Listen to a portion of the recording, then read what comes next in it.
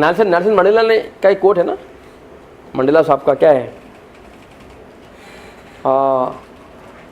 Something like that,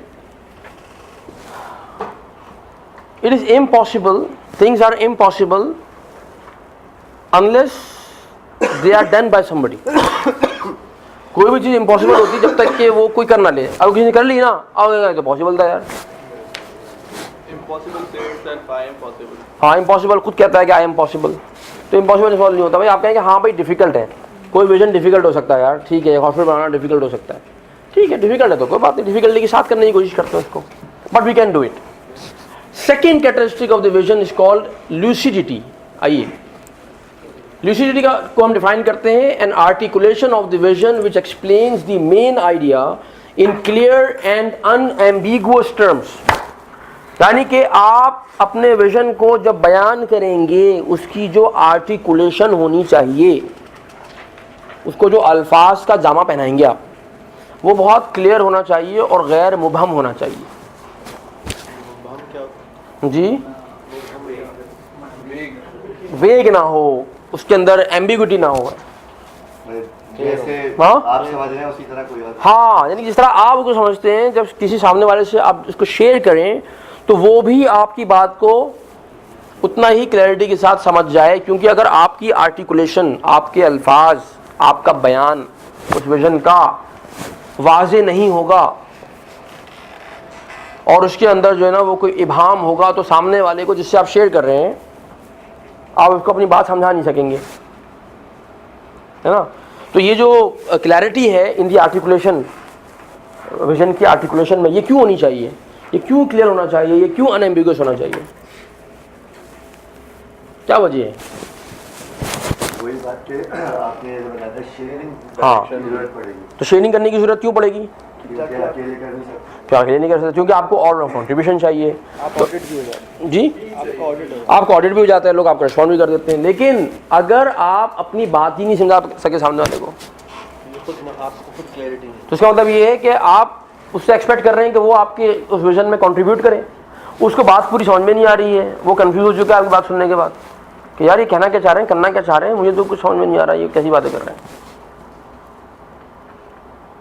तो वो contribute भी नहीं करेगा क्योंकि उसको समझ में नहीं आई ना बात।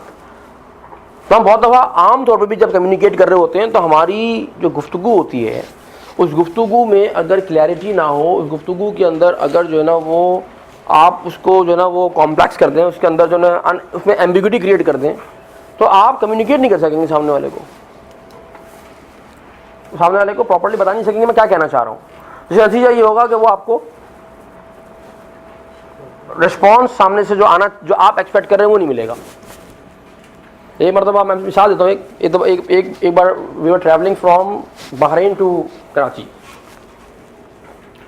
तो उसमें अबू धाबी में एयरपोर्ट पे वो था, ट्रांजिट था इत्तेहाद एयरवेज का। अच्छा, वो हुआ ये कि वो फ़्लाइट लेट हो गई अबू धाबी से कराची वाली फॉर सम रीज़न। तो उन्होंने अनाउंस कर दिया कि जी फ़्लाइट जो है ना वो लेट हो गई है। सब रात को कोई 9 बजे की फ़्लाइट थी। उन्होंने कहा कि फ़्लाइट लेट हो गई है, now the flight time is rescheduled to 2 AM, 5 घंटे का डिले हो गया। चलो भाई अब क्या करें? तो उन्होंने कहा कि भाई तमाम पैसेंजर जो है ना वो आके हमारे काउंटर से वो ले लें, कूपन्स ले लें, डिनर कूपन्स ले लें और रेस्टोरेंट में जाके जो है ना आप लोग डिनर कर लें। तो सब पैसेंजर चले गए, उन्होंने कूपन्स लिए, कूपन लेके जाके वो जा करके बैठ गए। मतलब जब बैठे तो एक साहब और आके बैठ गए, चाहे टेबल खाली थी, बैठ गए, एक साहब और आ गया, आगे साइन थे, फिर बैठे, सलाम दुआ हो गई, तारुफ हुआ और कहने लगे कि यार फिर कहने लगे साहब क्या करते हैं, कहाँ से आ रहे हैं। अब रात को तकरीबन जो है कोई वक्त है 11 बजे का, 10:30 11 बजे का वक्त है। थके हुए हैं लोग, कुछ लोग ट्रांसिट हो रहे हैं, कोई कहीं से आ रहा है, कहीं से आ रहा है, कुछ अबू धाबी से भी जा रहे हैं। अब उस सलमान भाई बैठे थे तो उन्होंने कहा कि यार क्या समझाऊँ। अब मैं इसको कहूँगा कि यार हम विजनिंग करते हैं और विजन होना चाहिए और जो है ना वो, तो यह तो बड़ा जो है ना कॉम्प्लिकेटेड हो जाएगा। हैं रात को 11 बजे किसी को समझाएं तो भाई विजन ज़िंदगी में होना चाहिए, तो इसको कोई आसान करके कुछ सोचना चाहिए। तो सलमान भाई ने क्या किया, उसको कहा कि देख भाई हम जो है ना 3 काम करते हैं। हम क्या 3 काम करते हैं? क्या नंबर 1, हम बिजनेसेस को ये बताते हैं कि आपने $1 लगा के बहुत ही मीनिंगफुल तरीके से $2 कैसे बनाने। एक दूसरा बताते हैं कि आपने अच्छे लोगों को, अच्छे एम्प्लॉइज को कैसे रिटेन करना है अपने साथ, 3 कैसे डेवलप करनी है। और तीसरा बताते हैं कि आपने अपनी बेगम को खुश कैसे रखना है। ये हम एडवाइस करते हैं इन 3 चीज़ों के ऊपर। अच्छा यार, ये तो बहुत इंपॉर्टेंट काम करते हैं यार आप तो, यार तो मुझे भी कोई एडवाइस करें ना। तो बिल्कुल ही उन्होंने खाना वाना जो है ना थोड़ी देर के लिए उन्होंने कहा अच्छा तो बहुत क्रिटिकल काम है यार। तो आप क्या करते हैं? मैं बिजनेस करता हूँ। तो मुझे कोई एडवाइस करते हैं, तो क्या बिजनेस करते हैं आप? तो उन्होंने जुमला कहा, उन्होंने कहा कि I sell gold at different shops in the gold market of Doha, Qatar. I sell gold at different shops in the gold market of Doha, Qatar. ये कहा उन्होंने, ठीक है। अब आप बताएं मुझे कि ये जुमला आपने सुना, आप जुमले को सुन के क्या समझे कि साहब क्या करते हैं? बताएं अदनान साहब, आपके ख्याल में क्या करते हैं साहब? मतलब क्या करते हैं? गोल्ड का बिजनेस करते हैं ना, क्या करते हैं? सप्लायर हैं। तो ये क्या करते हैं? गोल्ड सप्लाई करते हैं इन द रॉ फॉर्म, ठीक है। अच्छा जनाब, आपका क्या ख्याल है तहसीन साहब? डिफरेंट शॉप्स सेल्समैन है, किसी से गोल्ड लेते हैं फिर उसकी मार्केटिंग करके दे देते आपका ख्याल ये है कि ये सेल्समैन है, किसी से गोल्ड लेते हैं, उसकी मार्केटिंग करके बेच देते हैं। ये कौन ख्याल आ गया माशाल्लाह से जी? He is the owner of what?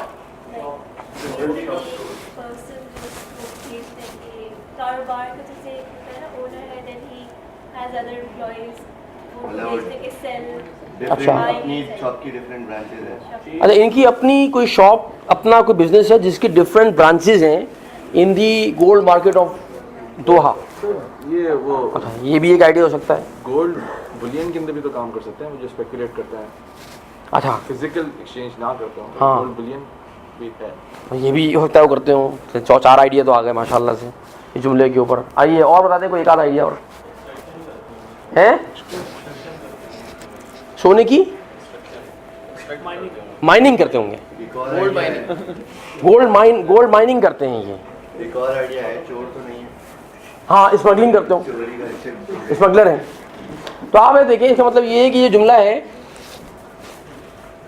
इस जुमले में एम्बिग्विटी है, क्योंकि ये जुमला जो है ना वो क्लियरली नहीं बता पा रहा कि आप एग्जैक्टली करते क्या है। देयर आर 7 डिफरेंट परसेप्शन, 7 होते चीज़ें ध्यान में आ रही है, हर किसी के कुछ बात आ रही है ना।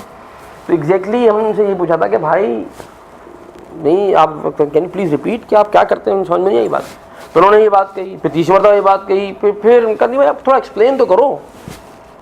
तो जब उन्होंने एक्सप्लेन किया तो पता क्या लगा, कहने लगे भाई मैं लाहौर में रहता हूँ, लाहौर में मेरी एक फैक्ट्री है, उस फैक्ट्री में हम जो है वो गोल्ड की ज्वेलरी डिज़ाइन करते हैं, मैं वो ज्वेलरी लेके दोहा आता हूँ। दोहा में जो मेन गोल्ड मार्केट है वहाँ पे मुख्तलिफ जो दुकानें हैं, उन दुकानों पे मैं अपनी गोल्ड की डिज़ाइन ज्वेलरी को डिस्प्ले करवाता हूँ। I have contract with multiple shops जहाँ पे वो डिस्प्ले पे मेरी डिज़ाइन की हुई ज्वेलरी रखते हैं, और वो जब अगर सेल हो जाए, अगर मेरी ज्वेलरी में कुछ सेल हो जाता है तो उसमें जो प्रॉफिट होता है उसका 1% जो दुकानदार रखता है, बाकी मेरा होता है। This is what I do, है ना भाई। तो काफ़ी कॉम्प्लिकेटेड काम है ना। अब अगर आप इस पूरे काम को इस जुमले में बयान करने की कोशिश करेंगे तो वो होगा नहीं, क्योंकि मैं इस बात को सपोज करें मैं कंसल्टेंट हूँ ना ही वांट्स एन एडवाइस, तो आप एडवाइस करो कि यार मुझे क्या करना चाहिए, कैसे बिजनेस मैनेज करना चाहिए वगैरह वगैरह।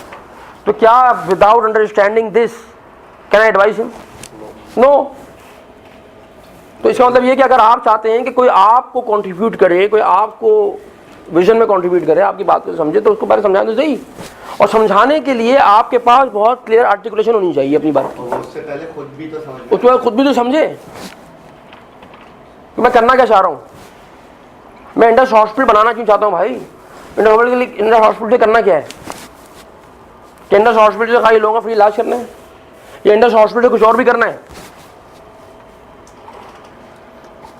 ना?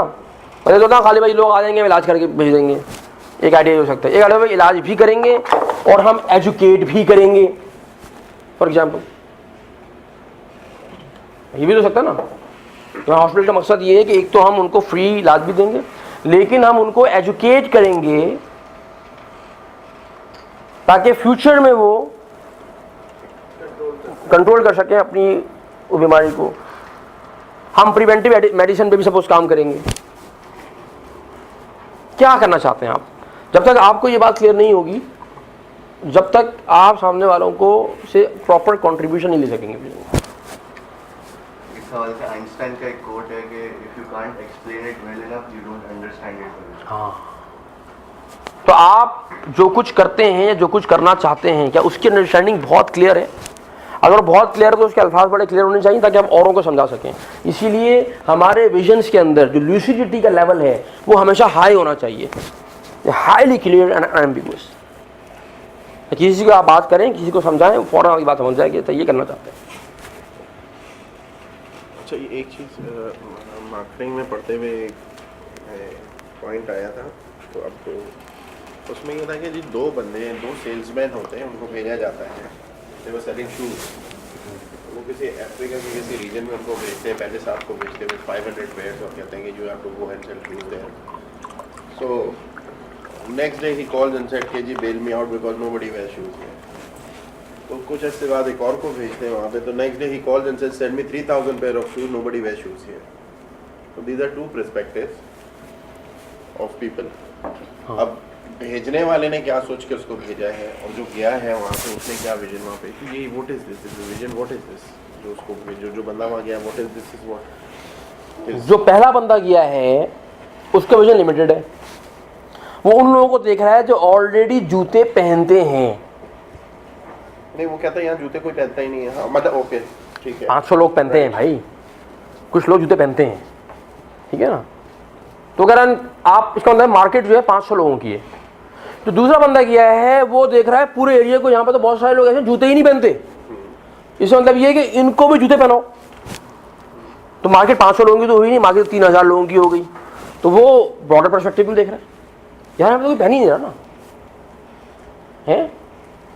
तो पूरी की पूरी सोसाइटी जो है वो वहाँ की मार्केट है, यानी कि वो अपॉर्चुनिटी वाली बात है ना। अगर आपका विजन होगा तो you will find the opportunity. आपको अपॉर्चुनिटी नजर आ रही है, आपको वो अपॉर्चुनिटी नजर आ रही है 3000 लोगों का जूते ना पहनावा होना। उसका विजन छोटा है, वो अपॉर्चुनिटी को देख ही नहीं रहा, लोग नंगे पैर फिर रहे हैं। वो उसको डिफिकल्टी वो उसको डिफिकल्ट, यार इनको कैसे बेचूंगा मैं, इनको कौन समझाएगा जूते पहनो, है ना। भाई चिल्लू है ना बहुत सारे, हमने क्या कहा चिल्लू है ना बहुत सारे। तो इसका मतलब क्या है? इसका मतलब ये है कि अपॉर्चुनिटी है मेरे लिए। इसका मतलब ये है कि हर आदमी मेरा क्लाइंट हो सकता है, जो पकड़ के मैं यहाँ ले आऊँ और मैं वो कोर्स कराऊँ।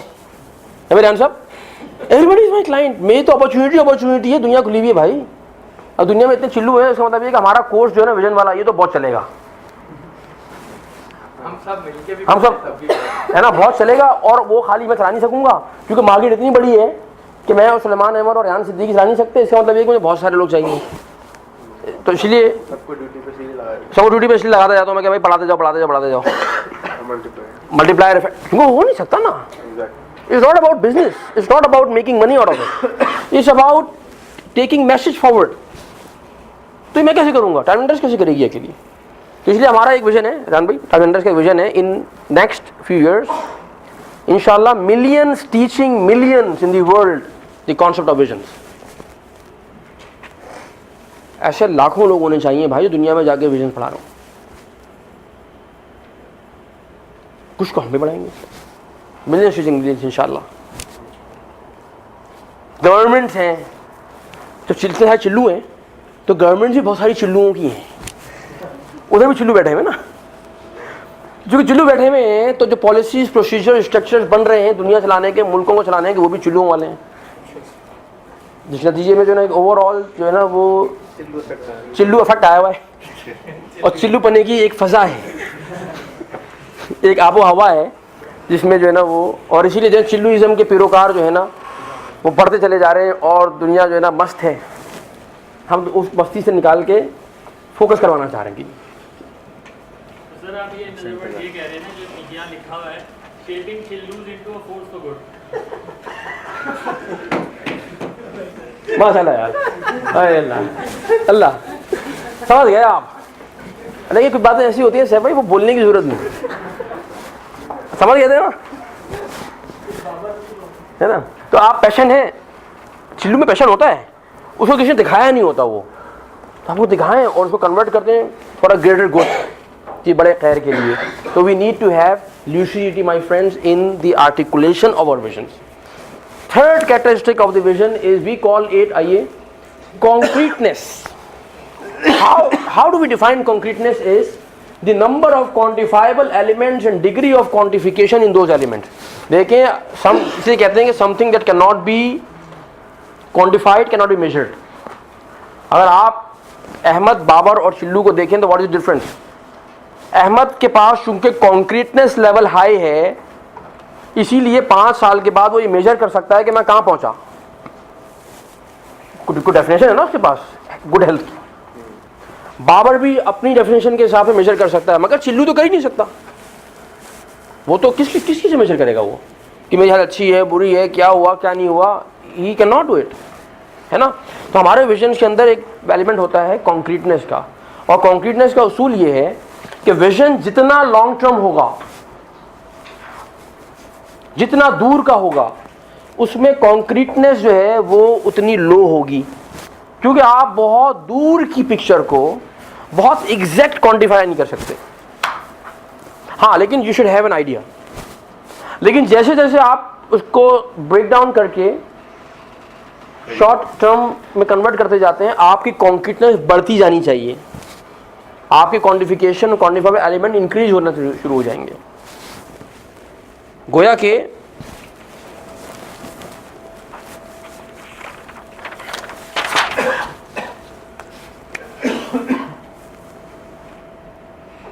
अगर सपोज करें कि हमारे पास विजन है फॉर 100 ईयर्स, हम कहते हैं भाई 100 साल बाद मैं ये देखना चाहता हूँ, this is the picture of the future I want to see 100 years down the road. तो 100 साल के बाद जो आप देखना चाहते हैं, इस लेवल पे आपकी लूसिडिटी हाई होनी चाहिए, यानी कि जो आर्टिकुलेशन है बड़ी क्लियर होनी चाहिए, अल्फाज क्लियर होने चाहिए। लेकिन उसके अंदर जो नंबर्स होंगे, क्वांटिफिकेशन होगी, वो आपकी बहुत हाई नहीं होगी, लो लेवल की होगी, क्योंकि 100 साल बाद की पिक्चर बहुत दूर की पिक्चर है। लेकिन आपका एक आइडिया होगा मैं ये करना चाहता हूँ 100 साल में। अच्छा, अब हमने कहा कि भाई 100 साल में हम ये करना चाहते हैं, ठीक है साहब। तो अगर आप 100 साल में ये चाहते हैं तो फिर 50 साल में क्या चाहते हैं? 100 में चाहते हैं तो 50 में 50 में भी तो कुछ चाहते होंगे ना। अगर 100 में आप कुछ चाह रहे हैं तो फिर उस रास्ते में 50 साल की पिक्चर क्या है इन दैट डायरेक्शन, है ना। लूसिडिटी जो है ना, इट विल रिमेन हाई, कॉन्क्रीटनेस आपकी पहले के मुकाबले में थोड़ी सी और बढ़ जाएगी, ज्यादा थोड़ी सी हो जानी चाहिए जी भाई साहब। अच्छा, अगर आप 50 में ये चाहते हैं तो फिर सवाल ये है कि फिर आप अगले 25 साल में क्या चाहते हैं? अगर 50 साल में आप यहां देखना चाहते हैं तो फिर 25 साल में उस डायरेक्शन में कहां देखना चाहते हैं? Lucidity will remain high, concreteness will further increase, numbers quantification और बढ़ जाएगी, पिक्चर और करीब की हो गई। 25 में मैं ये देखना चाहता हूं आरिफ साहब, तो इस डायरेक्शन में मैं अगले 10 साल में क्या देखना चाहता हूं? 10 साल की पिक्चर होनी चाहिए।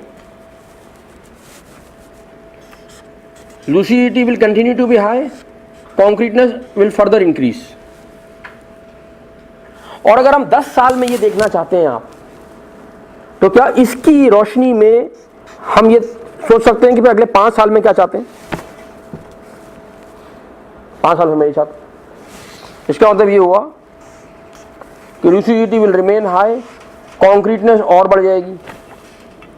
और अगर आप 5 साल बाद यहाँ पे होना चाहते हैं साकिब साहब, जो भी कुछ सोचते हैं आप, तो फिर क्या इसकी लाइट में ये तय हो सकता है कि भाई पहले साल में क्या चाहता हूँ मैं, इस साल में बाय द एंड ऑफ 2014 दिसंबर 31 मैं क्या देखना चाहता हूँ। और पहले साल के बाद जैसे आप आएंगे तो लूसिडिटी तो हाई रहेगी, कॉन्क्रीटनेस भी हाई हो जाएगी बहुत। तो एक साल के टारगेट, एक साल की पिक्चर को डिफाइन करना बहुत आसान है। ये बात समझे आप। ज़्यादा अगर आपकी हाईवे पे ट्रैवल कर रहा हूँ, हाईवे पे बड़ा साफ वेदर है, सब कुछ है, आपको बहुत दूर एक कुछ हल्का सा कुछ हिवला सा नजर आता है, भाई क्या है, कुछ समझ नहीं आ रहा क्या है, बहुत दूर है। आप ड्राइव करते जाते हैं, आप क्लोज होते जाते हैं, क्लोज होते जाते हैं, क्लोज होते जाते हैं, तो आगे बढ़ते में आपको नजर आता है, ओहो अच्छा वो जो मुझे 50 किलोमीटर पीछे एक हिवला नजर आता था, ये हिवला नहीं है, ये तो कोई पहाड़ सा है यार, आगे वो आगे पहाड़ है। हाँ, आप 50 किलोमीटर 70 किलोमीटर और आगे आ गए, ओह अच्छा ये पहाड़ के ऊपर on tip of that mountain को वाइट वाइट नजर आ रहा है, समझते कि बर्फबारी भी हुई।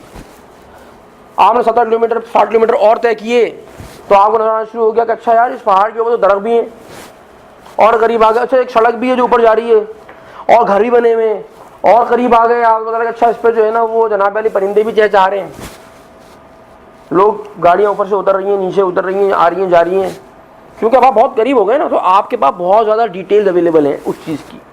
विजन में भी ऐसा ही होता है, जब आप बहुत लॉन्ग टर्म की बात करते हैं तो आपको बहुत ज़्यादा डिटेल्स डालने की ज़रूरत नहीं होती, लेकिन आप अपना आइडिया ज़रूर देंगे कुछ ना कुछ, और जैसे आप तोड़ते जाएंगे आपकी डिटेल्स बढ़ती जानी चाहिए। और पहले साल में तो it should be very concrete कि पहले साल में ये करना है। इसमें सवाल ये है कि आपने पहले जो है वो 100 साल का बनाया, मतलब पहले ऐसा नहीं होगा कि मैं ये सोचूं कि अगले 5 में क्या करना है, हाँ फिर उसके बाद। हाँ, मैं ये नहीं कह रहा, मैं ये कह रहा हूँ कि आप पहले तो आप ये तय करें कि आप पहुँचना कहाँ पर है, क्योंकि अगर आप तय करेंगे कि आप पहले तय कर लें कि 5 साल में मुझे पहुँचना है और फिर 5 साल बाद डिसाइड करूँगा कि आगे कहाँ जाना है, तो बड़ा मसला हो जाएगा। मतलब ये हो जाएगा, देखिए भाई एक आर्ट है ना, अगर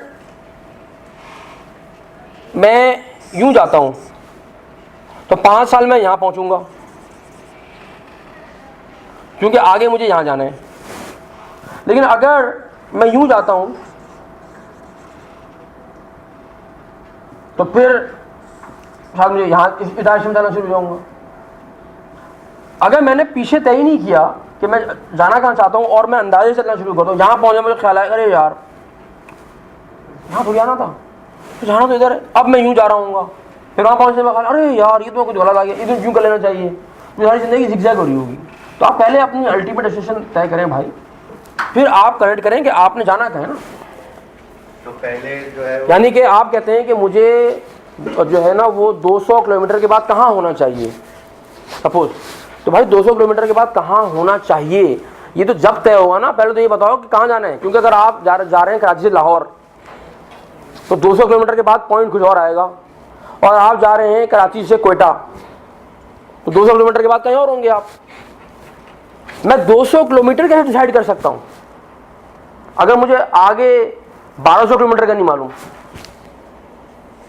दोनों डायरेक्शन अलग लगे ना, ये बात समझ रहे मेरी बात, वो उसकी हाईवे डिफरेंट है, इसकी हाईवे डिफरेंट है। और यहाँ पे हाँ जी सर ये कॉन्क्रीटनेस के अंदर अनसर्टेनिटी के एलिमेंट हमें बिल्ट इन करना होगा। क्या मतलब अनसर्टेनिटी, हाँ मतलब गोल्स, मैं बिजनेस की बात कर रहा हूँ। अब बिजनेस के अंदर हम लोग अगर टर्म से बात करें तो ये बजट हुआ, 1 साल का बजट, ठीक टारगेट हुआ आपका, ठीक है, या आपको इतना रेवेन्यू चाहिए। ये होता ये कि फिर आपके पहले क्वार्टर के रिजल्ट्स आते हैं, आ गए, तो उस टारगेट को आप रिवाइज कर लें, पूरे साल के टारगेट को, रोलिंग बजट क्या इसको हम इंकॉर्पोरेट करेंगे अनसर्टेनिटी। हाँ अब आ रहा हूँ, मैं कॉन्सेप्ट इंट्रोड्यूस कर रहा हूँ आपको इस पॉइंट पे, जो very very important concept. That concept is called the concept of ultimate vision. And what is an ultimate vision? आइए, a vision which is independent of time is called an ultimate vision. कोई ऐसा vision जिसकी time के साथ कोई कैद ना हो, टाइम के साथ लिंक ना हो, वो जमान और मकान की कैद से आजाद हो। 50 साल अगर वो आज आप देखें विजन, अगर उस विजन को आप आज देखें तो वो वैलिड हो। अगर आप उस विजन को 50 साल के बाद देखें तभी वैलिड हो। अगर आप उस विजन को जो है वो 100 साल के बाद देखें राव साहब तो अब भी वैलिड हो। और अगर वो 100 साल पीछे जाके देखा जाए, 100 साल पीछे चले जाएं तब भी वैलिड होता। तो हमारी जिंदगी में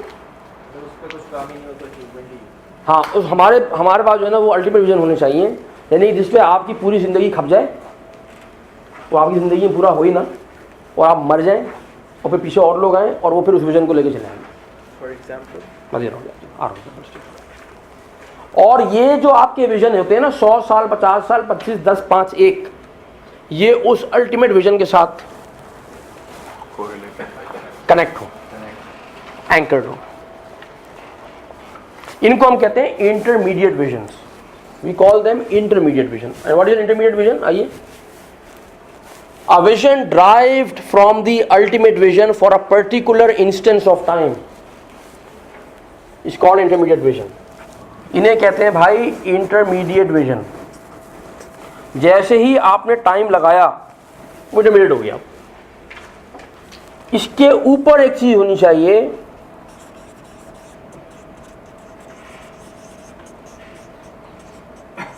अल्टीमेट विजन।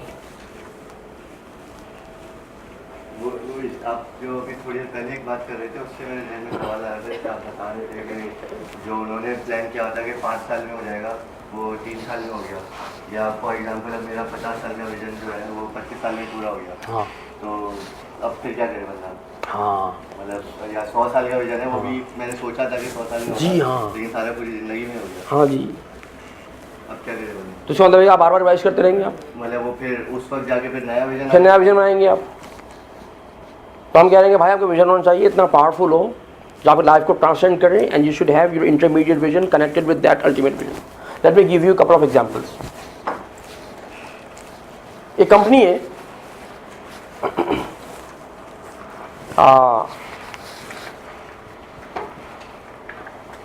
जिनके साथ हम कंसल्टिंग का प्रोसेस कर रहे थे विजनिंग का, आज से कोई 5-6 साल पहले की बात है। तो उन्होंने कहा कि हम जो है वो we would like to become the largest steel bar manufacturers in Pakistan. हम जो है वो क्या बनना चाहते हैं? स्टील बार मैन्युफैक्चरर्स बनना चाहते हैं, सरिया बनाने की कंपनी बनना चाहते हैं, सबसे बड़ी सरिया बनाने की कंपनी बनना चाहते हैं। सरिया बनाते हैं। तो हमने कहा कि भाई आप सरिया बनाने की सबसे बड़ी कंपनी बन गए, सरिया बनाने की बड़ी कंपनी बन गए आप, 10 साल लग गए आप, 10 साल बन गए आप, फिर उसके बाद क्या होगा? What's next? और सपोज करें कि आज से सपोज कर लें कि 15 साल, जिस तरह टेक्नोलॉजी चेंज हो रही है, अगर 15 साल के बाद या 20 साल के बाद सपोज करें कि सरिया जो है, suppose it will not be required as a primary